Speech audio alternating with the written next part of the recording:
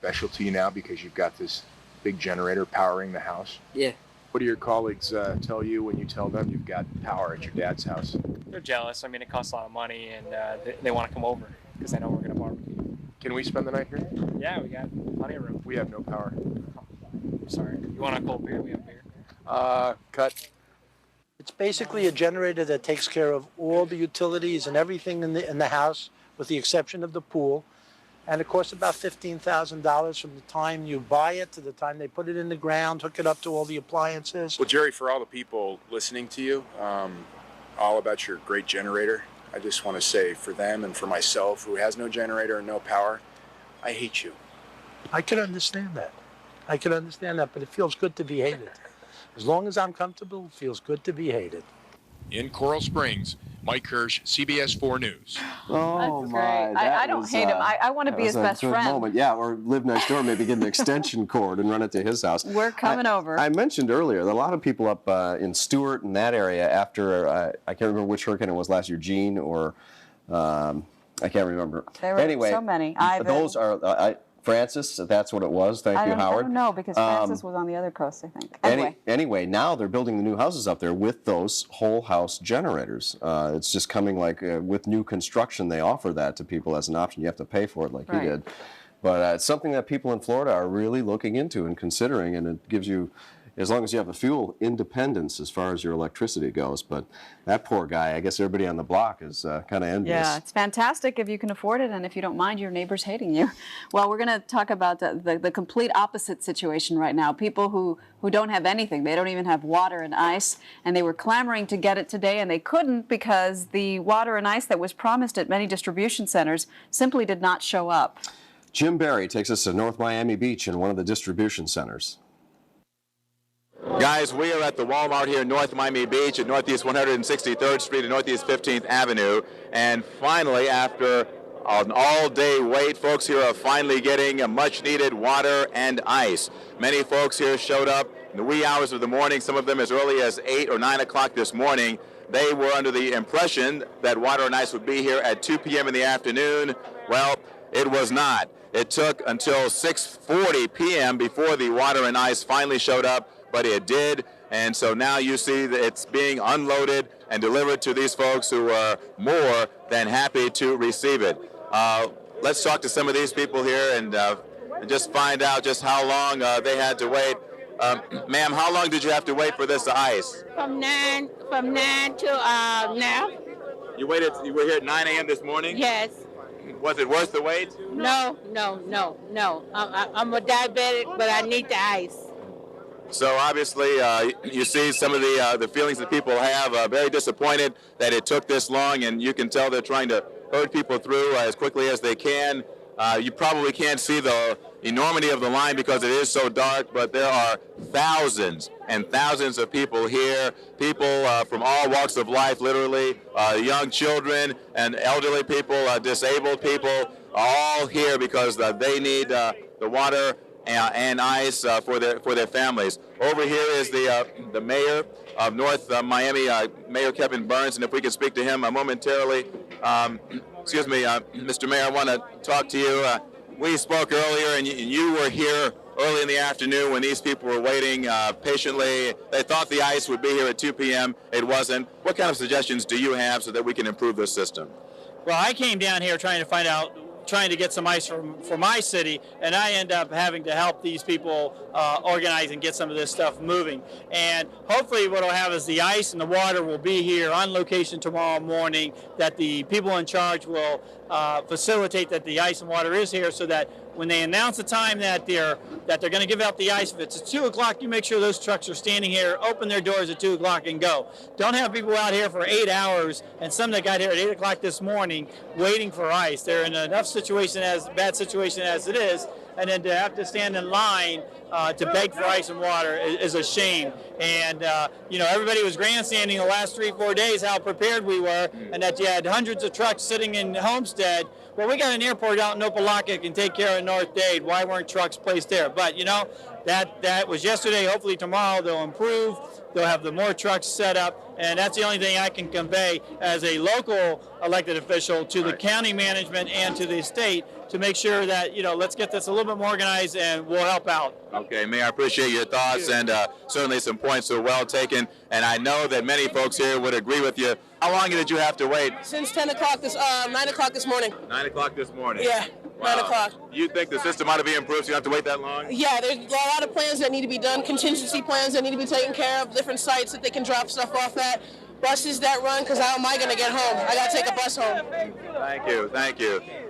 So here's the situation, and folks here in North Miami Beach at the Walmart being herded through. They're picking up water, they're picking up ice, and as an added bonus for the folks who literally waited all day long, the Red Cross is also set up on the other side to provide them a bonus of hot meals. We are at the Walmart in North Miami Beach. I'm Jim Barry, CBS 4 News. That was the situation with the water and ice today. We will be reporting tomorrow on how it goes, where officials hope to get started much earlier. The aid is there, and it's just a matter of getting it to the people who need it the most. The United Way is very good about getting aid to people who need it the most. We have Doug Weber with us on the phone. He's with the United Way in Broward. And Doug, yes, tell us what you're doing to help the people up there in Broward. A lot of people are asking how they can help, and tomorrow from 9 o'clock to 4 o'clock, we're going to be having a volunteer reception center at the United Way office at 1300 South Andrews Avenue.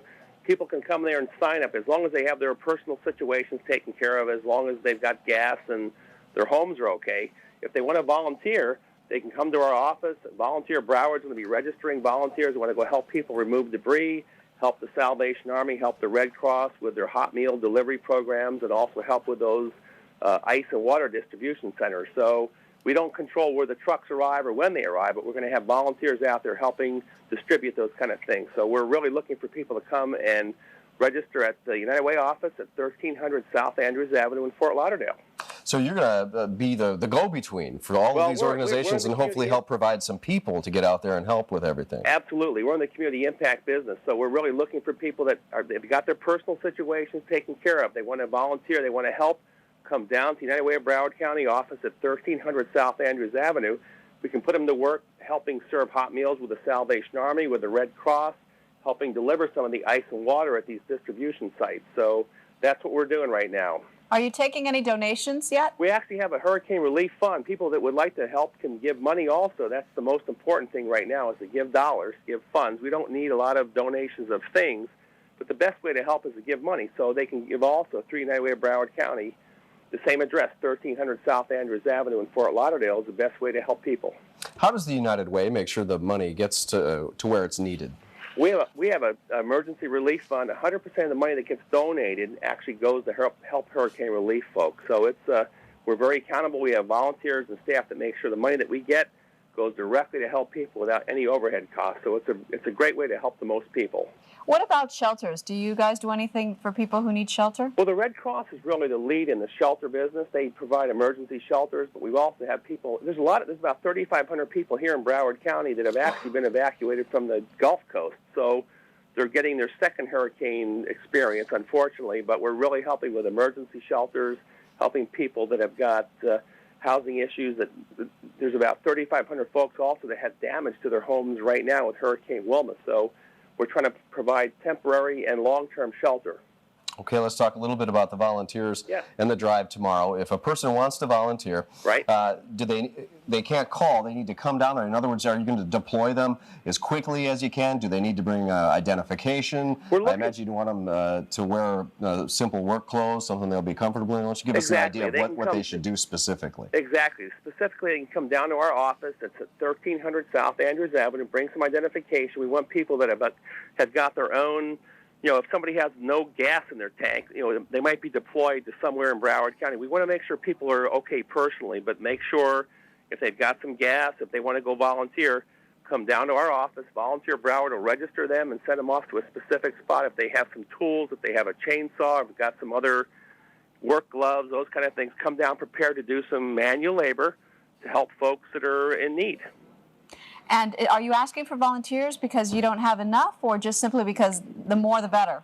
Well, we have a lot of volunteers, but we need more. And actually, anybody that wants to give some extra time, we'd like to have them get involved. So we have a lot of volunteers. We also need a lot more because the need, of course, is really great in Broward County right now. So we're looking for anybody that has extra time to come and volunteer. And that's the only criteria, really? Extra time? It really is. If you got some extra time, if you'd like to volunteer for a half a day or for a day to help your neighbor, come down and register with Volunteer Broward. There's a lot of people that, they want to volunteer, but there's folks that are trying to abuse people. We want to make sure they get registered.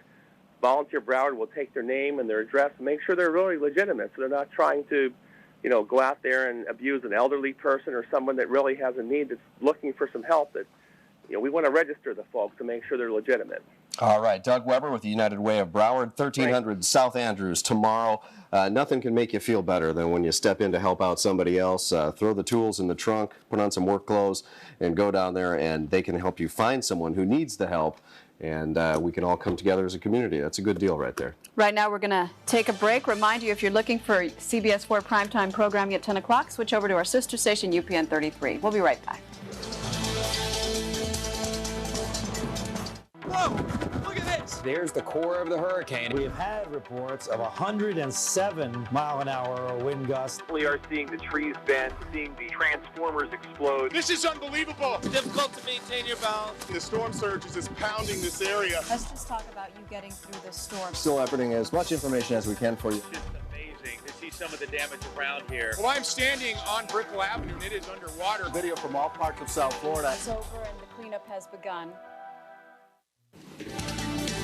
Welcome back to CBS 4 News, continuing coverage of the aftermath of Hurricane Wilma. I'm Maggie Rodriguez, along with Rob Hanrahan. It's 10 o'clock, top of the hour, so we want to bring you the very latest information.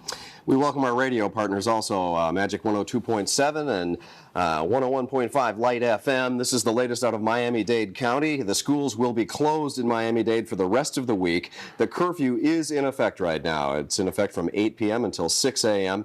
And Florida Power and Light now reporting that less than 900,000 customers are without power and more than 86,000 have already been restored. There's more information in Miami-Dade County. Garbage pickup resumed today, roadway conditions permitting. So if you have trash pickup scheduled for tomorrow, if it's all clear on the roads, they will be there. 311 is the number to call. 311, the Miami-Dade County Answer Center. Please limit your water usage for personal hygiene and for cooking. And remember that Miami Beach is the only city in the county still under a boil water order. The latest now from Broward County. Schools will be closed in Broward for the rest of the week. The curfew in Broward County is an hour earlier, 7 p.m. to 7 a.m. FPL says that more than 850,000 customers are without electricity in Broward, and so far only 6,500 have been restored. Most of the county is under a boil water order. In fact, all the county except for two cities, Coral Springs and a small portion of Lauderhill. If you'd like more information on that or anything else in Broward County, call 954-831-4000.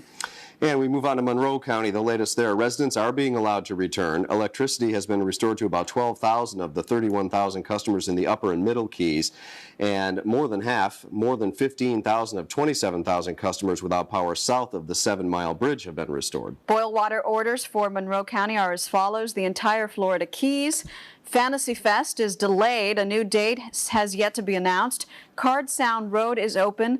The 18-mile stretch is open. And other things that are reopening and reopened today. Winn-Dixie stores, 111 of the 145 local stores are back open. They're selling only non-perishable items running on generator. Most of the Publix grocery stores are also open, also selling only non-perishables. And many Walgreens drug stores reopened today. Also reopening, Keys residents can return home. Miami-Dade County Transit is on a Sunday schedule. Free buses operating along the Metro Rail route. And the Miami-Dade Trash and Recycling Centers, all of them will be open from 7 a.m. until dark tomorrow. The Miami International Airport officially reopened at 5 o'clock this evening, but they're still waiting to get a lot of aircraft in, so check ahead on your flights if you're scheduled tomorrow or the following day. And the Port of Miami is scheduled to reopen tomorrow to cruise ships. Good news. All this information is posted on our website, cbs4news.com. If you have internet access, please go there for all the latest on Hurricane Wilma. And if you tuned into CBS for our primetime programming tonight, we have moved the CBS primetime program close to home. scheduled to start at 10 o'clock about 2 or 3 minutes ago to UPN 33, our sister station. As long as we're giving you the latest, I just want to add a few things that I've spotted here looking over the wires. The boat show, which so many of us had questions about, the Fort Lauderdale International Boat Show, has finally been rescheduled. It's set to begin November 3rd, which is a Thursday, and it will run through Sunday. So the boat show from November 3rd, Thursday through Sunday. Also in Broward County, the King Tut exhibit at the Museum of Fort Lauderdale, it has not been moved. It was scheduled for December 15th, and even though there's some minor damage at the museum, nothing notable, the event is planned on December 15th. All right, we want to take you outside now and see how things are going in the recovery. After Hurricane Wilma, we want to check in at a restaurant. It appears that here's an open restaurant down in Homestead. Art Barron has been prowling around down there finding out what's going on. Art, what do you have? Well, we're along the 800 block of North Homestead Boulevard. This is the Peking House Chinese restaurant.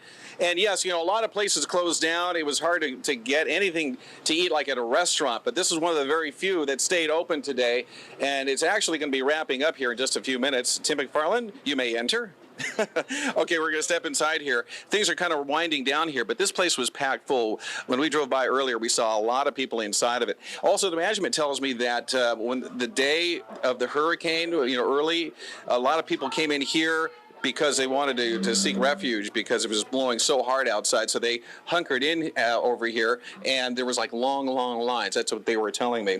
A couple of people who've just finished up a meal over here. It's been a long and arduous day. How you doing? How's it going? What's your name? Jesse. Jesse, okay, you live in the Keys, I understand. No, I live you live in Homestead, but your friend lives in the Keys, right?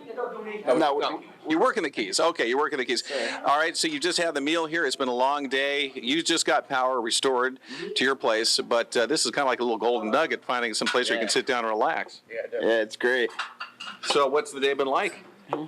We had work, a lot of hurricane damage down there. We lost all of our stuff, equipment and everything. Right. And now we found somewhere to eat. Well, that's good. Okay, and your friend over here, what's your name? Corey. Corey, okay. Things have been pretty dicey for you. No electricity? No electricity yet, nothing. So what have you been doing all day? Driving around trying to find a place to eat. Right. Went halfway up to Kendall, still nothing. Really? And we just found this place earlier.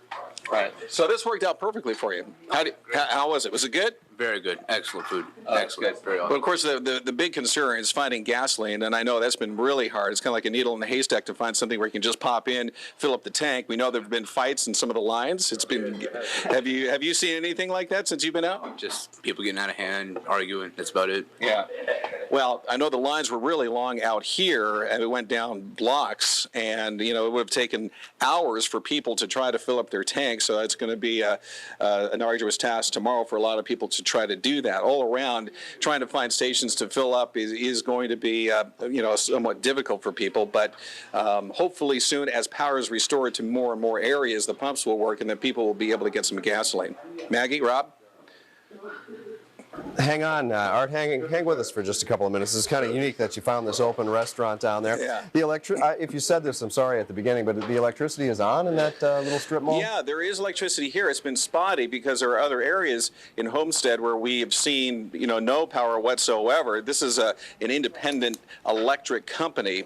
The Homestead Energy Services basically takes care of the power to the people down here. It's not done by FP&L. So they've been working on the grid systems, and they've been out there all day long. As a matter of fact, we had some pictures a few hours ago that we shot at one of the substations where a couple of gentlemen were looking at some diagrams and working on the substation. I noticed earlier you were at an intersection where a police officer was standing by helping direct traffic and stuff, and we talked a little bit about the curfew, which, it's not something the police are out chasing people down, but I don't know. You got people there that said they were driving around all night just looking for a place to eat. That's true. I mean, whether it's gas or something to eat to try to get a hot meal, you're seeing, some people doing that now. Within the past hour, I've seen it quiet down outside because I think people are aware of the curfew that began at 8 o'clock that expires at 6 a.m. tomorrow morning. And the police officers from Miami-Dade who are working those intersections tell me that they just simply can't flag everybody down. They'd be, flagging down hundreds of people. And that would be impossible for them to do, Maggie. No, I was just wondering about the people who own this restaurant. their food didn't go bad, obviously, if they're serving it. How did they manage that? Well, that would be a good question for me to ask. Excuse me. Hello, how are you? I had a quick question. Do you mind if I ask you, how were you able to keep all your food preserved? I guess you never lost electricity here? Has electricity always been on? Electric is from yesterday, 5 o'clock, something like that. And they went up, they back up. Okay, so you lost power for a little bit? Yes. Okay. Only today, a little bit. Sometimes stop, then back up. Okay, so for a short time today, they lost power, but the food never ever went bad. It was always good, right? Yes. Yeah. Yeah. Okay. I think what they're trying to say is, yes, we use the freshest ingredients. They were lucky. They hardly lost power. That. Well, you're probably getting pretty hungry, Art. I mean, I know you've been going strong since, what was it, Saturday or Sunday before the storm even hit. Maybe you ought to get something to eat and get the crew fed. Yeah, absolutely. Well, we've done a little bit of that. Okay. We were able to do that between the shots. We've been out and about since Thursday. We arrived down in the Keys on Thursday, and of course we were looking at preparations and how people were doing down there. And and we were all surprised. Maggie, you and Rob, we were all commenting how we never saw that much traffic along US 1 down in the Keys. We were like, where is everybody? Mm-hmm. And it turned out that, of course, most of those people didn't want to evacuate. So. And they were so lucky. They were so incredibly lucky. Brian was saying that little tiny angle that the hurricane shifted from the Keys made all the difference in the world. And just to let you know, we're standing by waiting for Dade EOC to hold their news conference. So, Art, that's why we're going over the menu with you. Essentially, as soon as this news conference starts up, we're going to go to it live. But something that you mentioned earlier on your way north today is that it appeared to you that possibly the recovery is going a little bit faster in the middle and upper Keys than it is up here in Miami-Dade County, right? Well, definitely. I mean, there is more of a sense of normalcy out there, if you will, out in the middle to upper Keys. More businesses opened up today as compared to, let's say, other areas in Miami-Dade. You could get gasoline.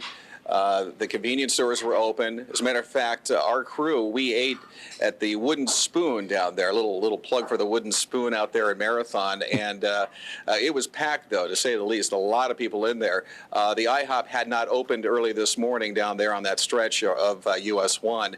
But the sense is that in the next day or two, you're going to see things return.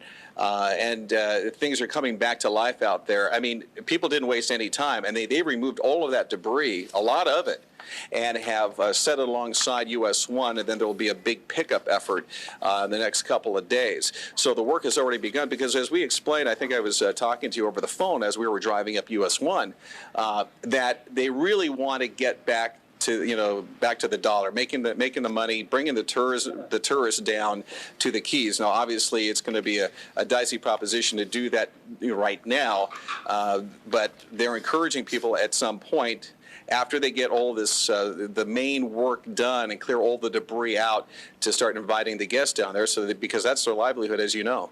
We do know. Art, can you? I don't know how far you are from the front door. I'm just curious. We talk so much about this curfew. What it's like on the streets of Homestead at 10, 11 o'clock. Let's open up the door here. You can stop bothering all those people who are trying to eat. Get back outside. I think I scared them all outside. And by the way, good sweet and sour pork out here. Ooh. Look at those lights. How refreshing is that? It is very refreshing out here. I can't wait till you see that up here. I have a feeling Homestead may attract some people from up north, points north, because when they see all this, electricity on down here, tomorrow they may decide to come out here. So I can just imagine you're probably going to see some long lines. I mentioned that the generators, Home Depot said that they're going to have a fresh batch of generators to sell. They should be getting that shipment tomorrow morning. But then again, if you have a long line of people, those things I'm sure will sell out real fast. And of course, they're expecting a fresh shipment. Nothing's guaranteed in that department, because we all know we've been promised, whether you shop anywhere, whether it's Christmas and you're looking for a special, toy for your kids. Oh yeah, the next shipment's coming in tomorrow, and you show up and it's not there. But these things are iffy. But I'd expect a lot of people to be down here. Some of the places like this restaurant here. There was another one. There was a Japanese restaurant not too far from here that we saw that was open. But a lot of these places now are beginning to close just because it's simply getting late, just like any other normal business day. We're enjoying seeing the lit parking lot behind you, actually. It's amazing how quickly we start missing things that we take for granted normally. Yeah, exactly. Again, a lot of people do have power, but there are many who don't, and it's just the people are going to have to be patient while all of the fine workers are working round the clock to restore power, not only out here, but in points north, Miami-Dade, upper Miami-Dade and Broward, Palm Beach counties. We'll just try to swing over here to the right. Basically, Art, you were saying down in the middle and upper Keys, that's a different electric company. That's the Keys Electric Company. Yeah. The power came back quickly, and that's why you felt that they were recovering somewhat faster, trying to get back to the way of normal. And we know that up here, as soon as the power starts coming back, things have changed. Exactly. And they've been taking good precautions in doing that. We had that house fire that we told you about, the old conch house out there on 43rd Street, right off of US 1, and that thing burned pretty much almost to the ground. They did have fire suppression units out there taking care of that. They wanted to make sure, though, it didn't spread to other units. But there was concern, perhaps, that house caught fire when they were able to restore electricity to that neighborhood. Now, we don't know if that's the exact cause of the fire.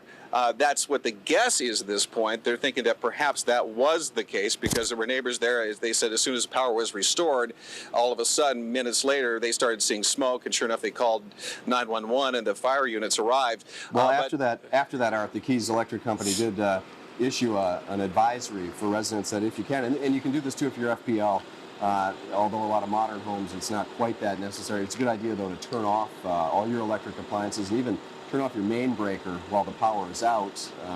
It's a good idea to leave one breaker open, though, with a lamp on it so you know when the electricity comes back, and then slowly turn the power back on in your house when they've turned to it avoid on, that surge, that initial surge. Art, we'll drop it off right there. Day to EOC. We're expecting this news conference pretty soon, but they're running a little bit behind. Thanks a lot. We'll check back in with you. We're going to be up live here till about 12:30 in the morning, so maybe we can catch you again on your way back. All right, guys. Sounds good. All right, Art Barron live in Homestead tonight. Very good. He mentioned earlier when he was at the residential neighborhood in Homestead that they're not FPL either. So maybe that's one reason why power's back on, is because they don't have that many customers to worry about and they can get to work quicker on their areas. It probably is, and the restaurant owner is saying it was off, it was on, it was off, it was on, because we know up here it's just off. Right. All right. We're getting close to this Miami-Dade County update from the Emergency Operations Center. In the meantime, I'm getting word here that this storm could very well be the most damaging storm to hit the state this year. $6 billion to $10 billion worth of damage of insured losses. So this is going to be just such a long recovery. And some of the pictures we're showing you tell the story of why it's such widespread damage, especially as we're seeing here in Broward County. Throughout the day today, the story became the ice and water distribution points in both counties. And Broward County held a briefing a short time ago, about 9 o'clock, a lengthy briefing, where they were saying that tomorrow they're going to get this thing on track. They set up a number of sites today. The problem was they couldn't get fuel for the trucks, could not get the ice and water to the distribution points early enough in the day. They got there very late. Miami-Dade County And I think I'm hearing Miami-Dade. Yeah, they're introducing We will probably report the on mayor. our recovery Let's efforts see. from Hurricane Wilma. With us tonight are County Manager George Burgess, the Director of our Emergency Management Department, Carlos Castillo, and we also have questions and answers after we do a program in English, and then we'll have Spanish. Mr. Manager. Thank you, and good evening. For this brief update, I just want to, I think, first put things in perspective. We're roughly just a tad bit over 24 hours from a Category 3-4 storm that hit this community. And when you consider that, the way this community's recovered has been rather extraordinary. We have significant clearing of our roadways. Most of our roadways are passable. We're in the process of beginning the debris removal phase of our activities. This storm was a wind event primarily, and as such, it downed a significant number of trees, power lines. The biggest impact, of course, is power. We all know that large parts of Dade County were without power. Roughly 90% of the FP&L customer base was without power in Dade County. At this point in time, we still have over 850,000 customers without power. it is going to take a while for FP&L to get people back in service. And we have to be patient and understand that. We still have a curfew in place, and that curfew is from 8 p.m. to 6 a.m., and it will stay in effect until further notice. Our citizens should understand that those out after that hour without any reason to be out can be arrested. And this is for the public's safety. It's for the public's own good. Please heed the advice, stay in, and don't be out when you don't need to be. FEMA has provided individual assistance. They've approved individual assistance for Dade County residents. That, of course, is something we're very happy about. That allows individuals to receive grants of up to $26,200 per individual or household for household-related damages, household assistance. They should contact the following number for assistance from FEMA, and that number is 1-800-621-FEMA. Again, 1-800-621-FEMA for information on individual assistance. The public schools are closed through the remainder of the week. Our county offices are closed with exceptions. And those that are watching or listening should observe the following. If you're an elections department employee, an aviation department employee, seaport or transit, you should report to work. Otherwise, you should contact your supervisors if you work in other departments to get information on where you report.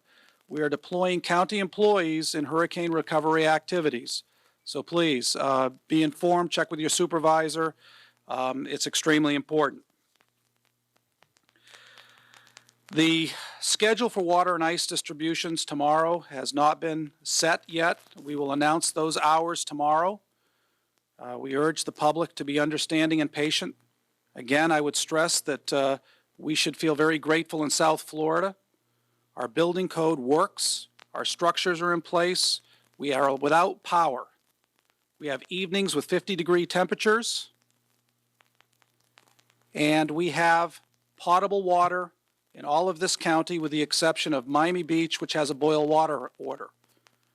Miami Beach also has roughly 80% of its power back, so they can access stores for water.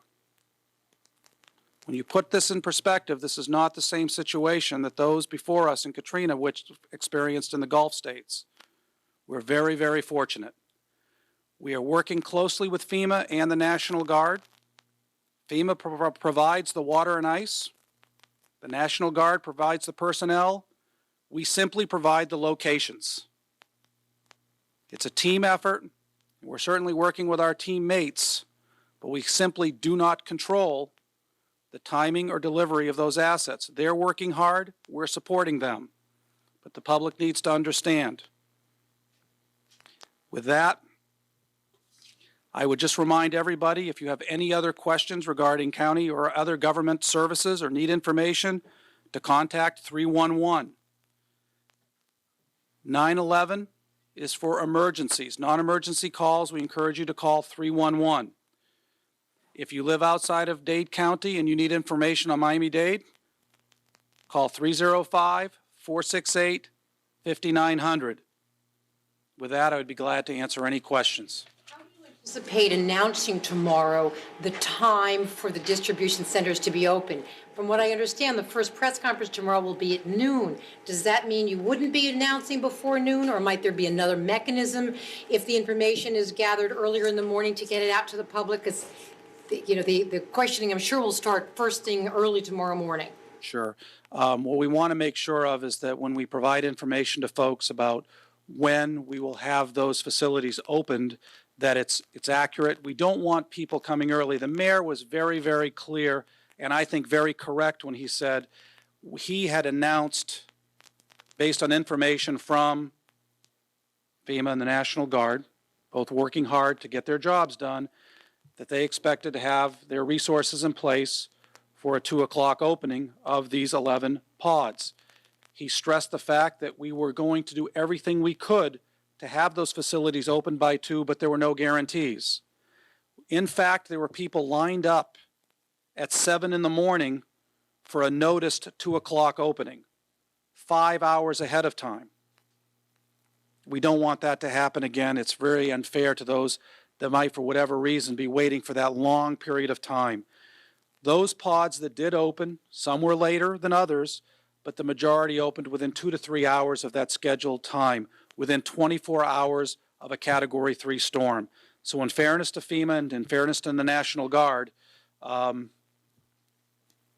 providing some products to the public fairly timely to a storm. We remind people they should be self-sufficient for up to 72 hours, and we're trying to meet some of those needs in advance. I again remind everybody that other than Miami Beach, there is no boil water order. You can turn on your faucet and get water. George, you say that Miami-Dade provides the locations, FEMA provides the assets, the National Guard provides security. Who's responsible for making sure that the trucks get from the staging area to the pods? The county will do everything it can to assist them in getting to their locations.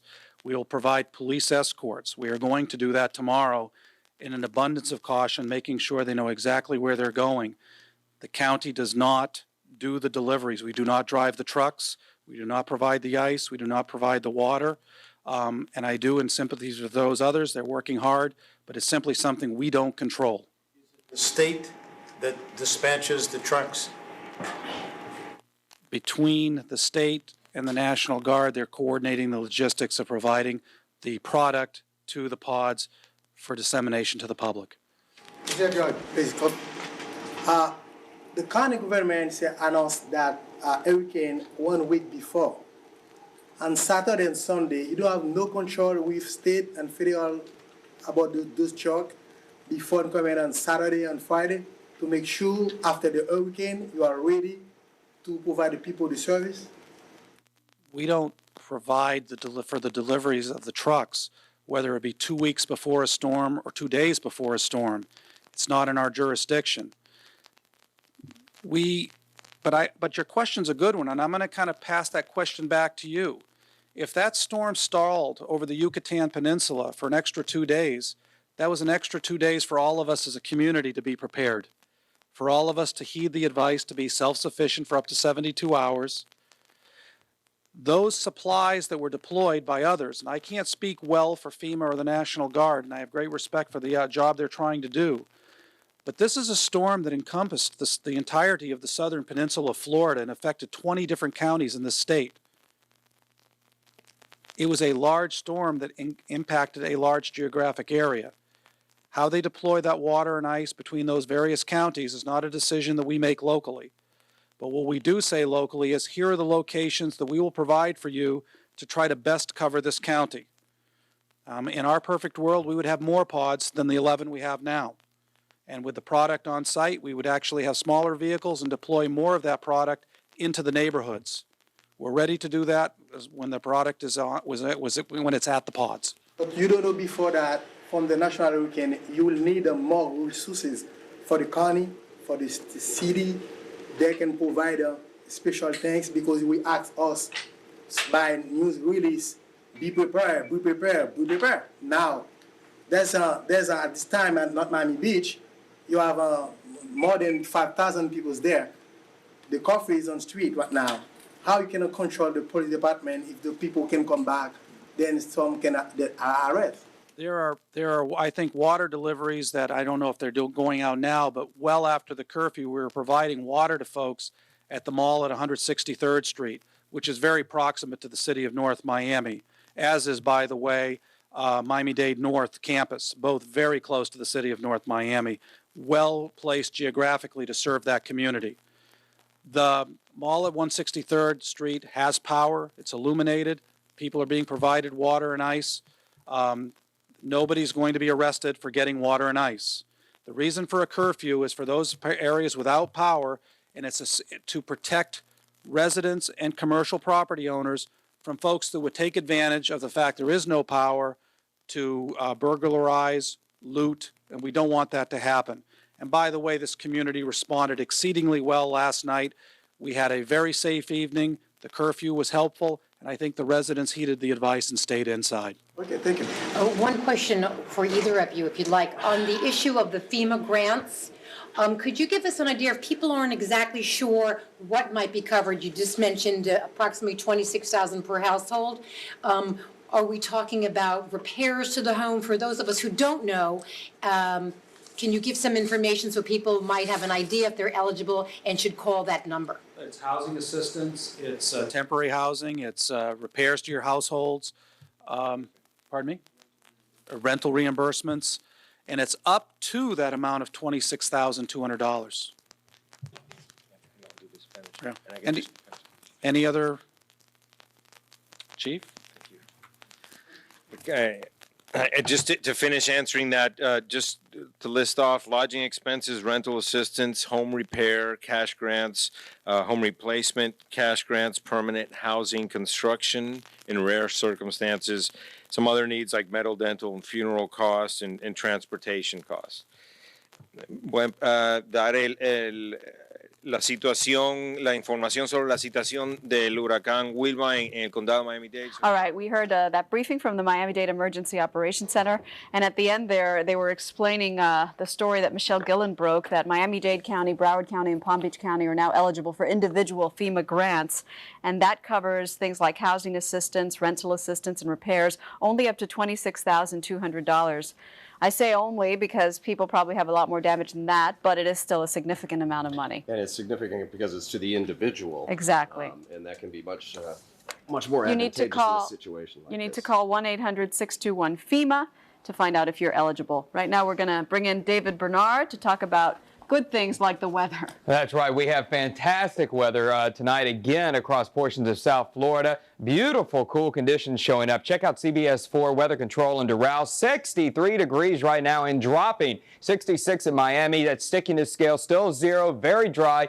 Pretty good northwest breeze right now at 16. In fact, look at temperatures statewide tonight. Are you ready for this? 40s already showing up. Gainesville, Jacksonville at 49. Orlando, 56. West Palm is 60. And Fort Lauderdale and Key West, we're not going to hear from for some time until they are able to get that equipment fixed due to the hurricane. And this cool weather, it's coming from the northeast, where Chicago and New York and Washington all in the low and mid 40s tonight. Look at Montreal at 36. And this cool weather is going to continue down the peninsula tonight and into tomorrow. And no big fast warm up is anticipated. Well, we are going to look at the tropics tonight, and this is a tropical wave and a weak low forming in the southwestern Caribbean. It has not changed much in organization today, and it doesn't look like much now, and that's because it isn't. But we are going to keep an eye on this because every available piece of computer guidance available to us does develop a low down here and a possible tropical system. And if you missed it during Wilma, we had an alpha that did hit Haiti and the Dominican Republic, causing a lot of rain there. So if we did see another system develop in the Caribbean, the name would be Beta. But it would be a very slow process, and we have 3, 4, at least 5 days before much would come out of it. So here's the setup tonight, cool and dry over the peninsula. That's Wilma, by the way. The last advisory was written on that storm as it moves out into the North Atlantic. So our true view tomorrow, more great sunshine on the way. This is really good news for the recovery efforts. We're not going to have any kind of weather problems. Tons of sun. The fall feeling is going to continue. And as we go into Thursday, same situation, just minor differences. The wind swinging around to the east a little bit more. Sun and clouds, still nice across the area. And in fact, on Friday, a little bit of a change will start to be on the way. A few more clouds and a stray shower as the front will begin to back up into us. This is basically the front that went through that brought us the cool weather, and now it's going to come back north as a warm front. Now the weekend right now we're going to say doesn't look too bad, but there might be a few showers around. Here's your forecast for tonight. The low temperature 50 inland, 55 at the coast, chilly but nice and dry. And then for tomorrow, lots of sun, still feels great, and 75. And the boating forecast, north 10 to 15 with seas 2 to 4 feet. As we go through the weekend, notice temperatures warm up sun, but not that bad. And in fact, looking at the stickiness scale as we go into the weekend, it doesn't look like it's going to get that high. And that's certainly good news for all the hardworking men and women trying to get that power back on. It sure is. And all the hardworking people who are cleaning up their yards and their neighborhoods. You're watching CBS 4 News continuing coverage after Wilma. We want to welcome our radio partners 101.5 Light FM and Magic 102.7 FM. We will be right back.